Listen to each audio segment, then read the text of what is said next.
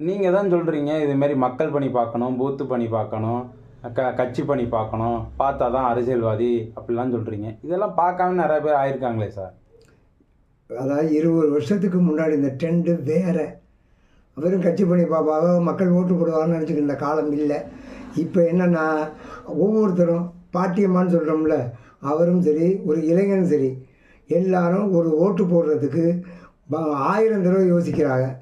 அப்படி யோசிக்கிறது என்னென்ன வருது, நம்ம வீட்டுக்கு இந்த கட்சி என்ன உதவி பண்ணுச்சு, அந்த கட்சிக்காரர் நம்ம வீட்டுக்கு வந்து உதவி செஞ்சாரா, இப்படியெல்லாம் நல்லா யோசித்து அவங்க ஓட்டு போடுவாங்க.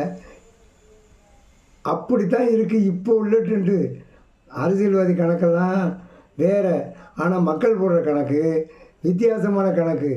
நல்ல இப்போவும் இணையதளம் வந்துருச்சு, நெட்டெல்லாம் வந்துருச்சு. ஒவ்வொருத்தரும் ஒவ்வொரு கட்சியை பற்றியும் எடை போட்டு மனசில் வச்சுருக்காங்க. அவங்க அப்படியே தான் ரிஃப்ளெக்ஷன் காமிக்க போகிறாங்க.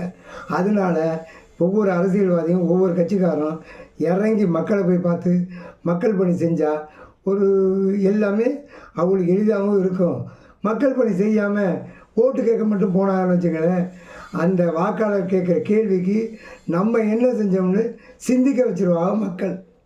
அது மாதிரி இல்லாமல் மக்கள் பணியெல்லாம் கொஞ்சமாவது செஞ்சு, ஏன் கொஞ்சம் ஃபுல்லாக ஒவ்வொரு குடும்பத்துக்கும் மக்கள் பணி தான் மகேசன் பணின்னு இறங்கி வேலை பார்த்த கட்சி தான் வெற்றி பெறும்.